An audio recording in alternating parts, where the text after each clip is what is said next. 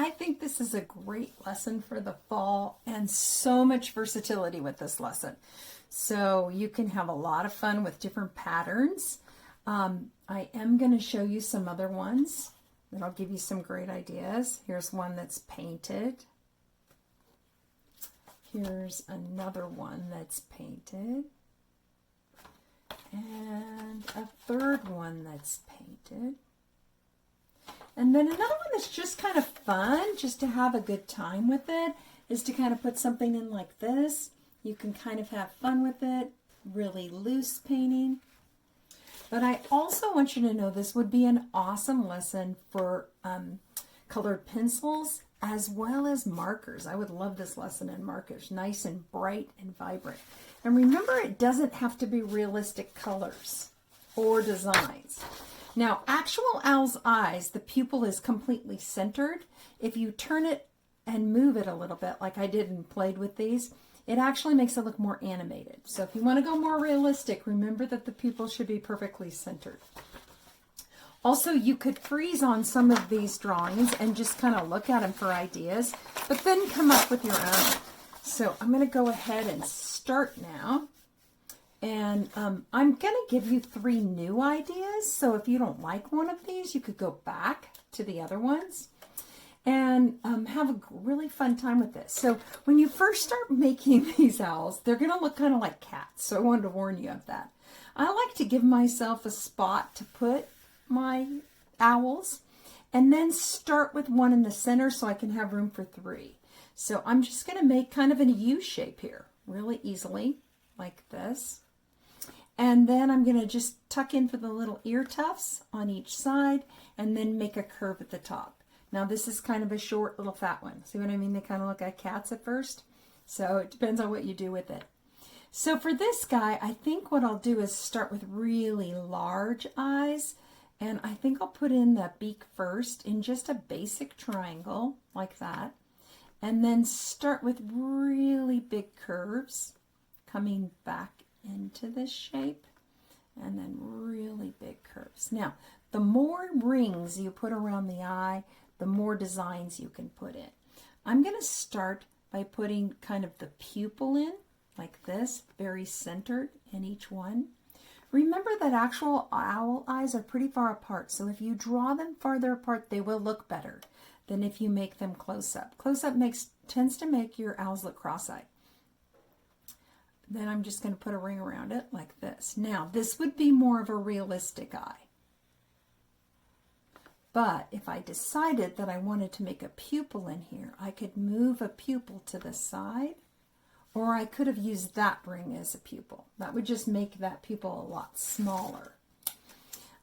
If you want to put a little highlight in, I always say just put a little circle in first. That way you won't accidentally fill it in when you do your ink.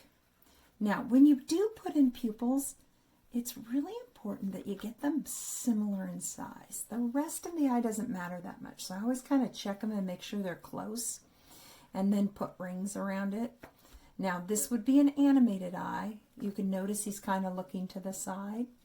Now, if you are going to use Sharpies on this lesson, the ultra fine or the extra fine allows you to put a lot of details in that are really small and little, like little eyelashes, like this one. I'm just kind of going with a short, tall, short, tall, short, tall. It also lets you put in little patterns if you wanted to around the eyes. That's what makes this lesson fun, is just really having fun with the patterns. Always think of different ways you can make lines. Wavy, zigzag, straight, broken lines.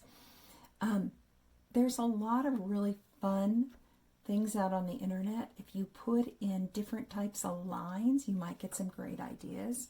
I sometimes just keep like a little sketch pad, and I just put all sorts of different lines inside of it, and then I decide when I'm going to use some of them. So this one kind of looks like second set of eyelashes. Now I could leave it like that.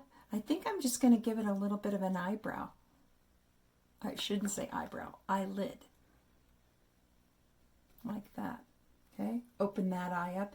Remember, every little space that you have is another color that you could add in this picture if you wanted to, which would make a huge difference in how you do it. Also, when you draw a line like that, remember you can always trace it a little differently to create a different shape or a different line to make it a little more interesting. I'm just going to trace that with a zigzag. Now, because I'm using a fatter pen here, it's not going to be a problem with, I won't even need to erase my pencil lines. Now, in this lesson, the only thing I think that overlaps is the feet. So if you want to put in your little owl feet, I'm just doing little V shapes like that. They almost look like a little broken egg.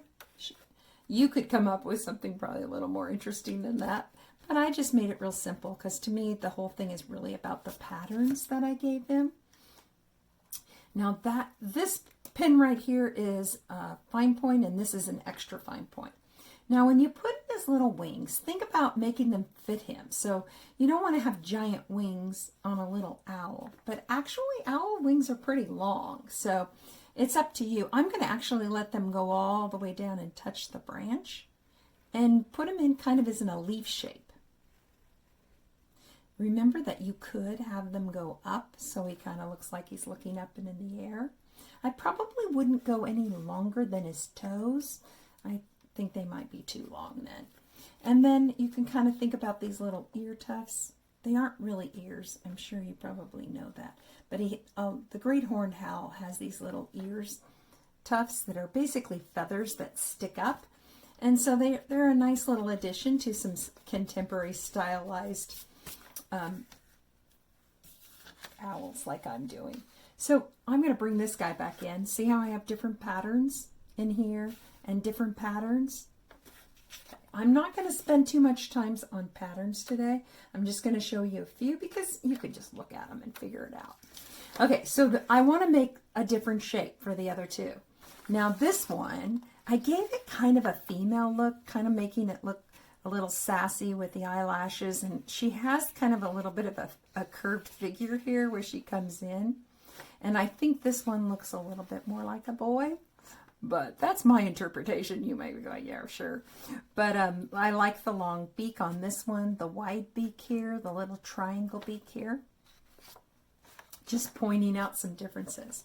So I'm going to go for a rather skinny U here, like this. So this is a very skinny owl. And along with that very skinny owl, I really have a lot of room for these wings. So I'm going to go ahead and make sure they come out of the same spot, by the way. Not one higher or one lower. You can make one go up and one go down, but you want them to come out of the same spot. Now, I want to give him a little more forehead. So I'm just going to put these little, I call them little goggles on him. See how they gotta look like goggles? And I put them a little low so it'd have more forehead up here. I'm also going to give it a different kind of beak. I'm going to curve in, curve in, curve in, curve in. So, by the way, none of my owls will be exactly the same as the beginning owls. Same crossing the line over here. I think I'll go ahead and give him a little bit of a leg, just to kind of mix it up a little bit. Yeah, I'm liking the shape of that guy because he's smaller. But what really makes the owl always is the eye. So always draw your eye first in pencil. Make sure you like it before you go ahead and change it. I do like these kind of slit eyes. So this is the eyelid, and then this is going to be the eye underneath. I just think it gives a whole new personality, kind of like the old crabby owl when you wake him up too soon, because they are nocturnal. And I think of a cartoon when you wake up the owl too soon, it comes out really cross. But anyway, that's my idea of what he looks like. Remember, rings upon rings are great. So I'm going to just do another ring around him like this. And varying the thickness of the line. So notice how I've got thick lines and thin lines, and thicker lines here. When over here on his eyebrows, see how it's a nice thick line? Okay, so let's go on to the third one, and I'm just going to make him look pretty fat. So, a chubby owl. And I really want to make sure that you can see this. So I actually crossed the line of the branch, which isn't a problem. Now, I did something actually on purpose, but a lot of times I do it on accident. See, I have that overlapping line of his feet. Well, if you forgot, just stick it in. It's not like they had to overlap. So I'm just going to make it a little bit different. These ones overlap over here. This one doesn't overlap. I'm going to make sure you can see that shape. I always forget sometimes that my pencil lines don't come through as well in the video. So that's one of the reasons I have to move in with my markers. Sometimes it makes it a little harder to draw because if I need to erase anything with overlapping lines, it's a little harder. But it's important. This lesson really doesn't have very many overlapping lines. So what's nice about that is that it's really easy to draw it, because you don't have a lot of overlapping lines. Overlapping is like the wings has to be erased, or this little line or that little line. So I'm actually going to put this guy's wings on his body. I'm going to do the rest of this with a Sharpie, make sure you can see it. So I'm just going to actually add a curved wing here. And I want to make sure they're about the same height. So I'm going to go like this, give myself a little guide dot. Okay. Then I'm going to come down here and make a nice little curve here. If you notice, that really helped me make the wings really similar. So just here, they're not perfect, won't matter. Okay. Now, if you're having trouble making a really good circle, there's no reason you can't trace one. Use the lid off a can. See, I've got a nice little lid right here. I could say, okay, well, here's about the middle of his face. I'm going to take this and I'm actually going to trace it. Check out what I'm going to do here. Now, it's going to go disappear, see, like that. And I'm going to take it off on the other side. There's no reason you can't trace these things, okay? So remember, you could just get another small thing to trace. If you're having trouble making circles, just trace them. Okay, and then I kind of like the way his eyes look, and then I'm going to make some nice big eyes. Remember, don't make them too close together. Okay, owl's eyes are farther apart will always look better than if they're too close. Looking pretty fun. Okay, now if you notice this one's a lot bigger than that one, I could just go in like this and put another skinny line here, and then go around this one and make that one wider. Haha, they look better to me. Now remember the pupils, they're still a little different, you guys. But if you make the pupils similar in size, the rest of it won't really matter if it's a little bit off. It'll give it some personality. So check your pupil size. Now looking at those are too small for me. I want bigger ones. I'm going to go a little bit above it and leave a little highlight on top. See how I did that? Yeah. And then beak. Let's try for a different one. So I'm going to curve it on this little corner, and then I'm going to give it a curve in the front, and then I'm going to come back. Yeah, kind of like that guy. So 3 different beaks I've got on these. Now remember that you can give it a tummy shape. I'm going to go ahead and give this one kind of an oval tummy shape. So this would be like his little stomach. This one I could leave it or just do a pattern. I could put a shape in here. I'm going to point these out to you so you can kind of see them. See how it kind of has a little bit of a tummy color here. And on this one's got kind of a shield shape. Then I did these different little patterns everywhere. Little hearts in here. Now, check out my moon. I actually started with a circle and then take a cut out of it. So same thing, if you're having trouble drawing with a circle, just trace it like I just did. I better do this with the harder markers to make sure you guys can see this. Now I'll show you a little trick. So when you go to trace it, you just trace 3/4 and then take a slice out of your moon. you'll tend to have a better moon than if you try to draw a crescent. If you start with a circle, it'll tend to look better. And then I just erase this part because I don't need it. Now, if you want to draw some stars in the sky, I always tell people just draw those old-fashioned ones if you know how to draw those. And then just trace your outside lines with a Sharpie like this. And then just erase the inside lines. And you'll have some really cool looking stars. There's no reason they have to be perfectly symmetrical. So if you end up with one like that, I honestly think it looks kind of cool when they're not so perfect, like that one. I think that looks fun. Just don't trace the inside lines. Then you're kind of filling them in with ink and you can't do as much with your sky. When you go to put your branch in, you have to decide as the artist which side is your branch. And you could, you know, split it off like this. So there's a little bit of a branch coming behind here. I could show the little tip of that branch kind of coming behind him. But remember that it always is going to be smaller to bigger. So if this is the direction that my branches are going, I would start out smaller. And I could put another branch in like this if I wanted to. But as I get farther down, it's going to get wider.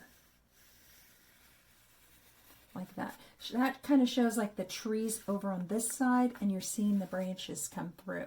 And then if you wanted to add some big leaves or anything kind of attaching to the branch, you could add a little more environment in. The rest is just having fun with patterns. So I'm just going to do a few, remember, wavy lines that look kind of like a scallop is one way to do them. Maybe you're going to do this kind of a wavy line. Okay, little spirals. You could put a lot of them.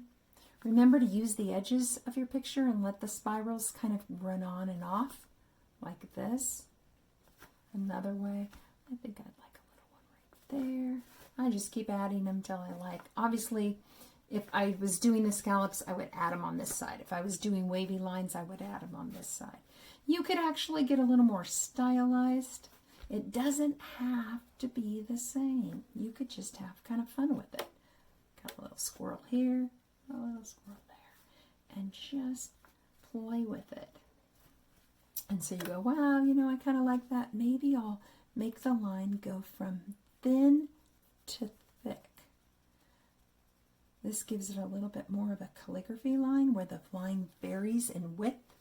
So I'm just creating a second line here, filling that in so that it goes from thick to thin. Get a whole new effect. Maybe even add some circles. Maybe add some little details. As you can see, it's limitless. And that's what I love. I love things where you can just really have a good time with them. So I'm going to put you back to this one and have a great time. And don't forget you could look at the painting ones if you want some more ideas. Okay, have a good day, you guys.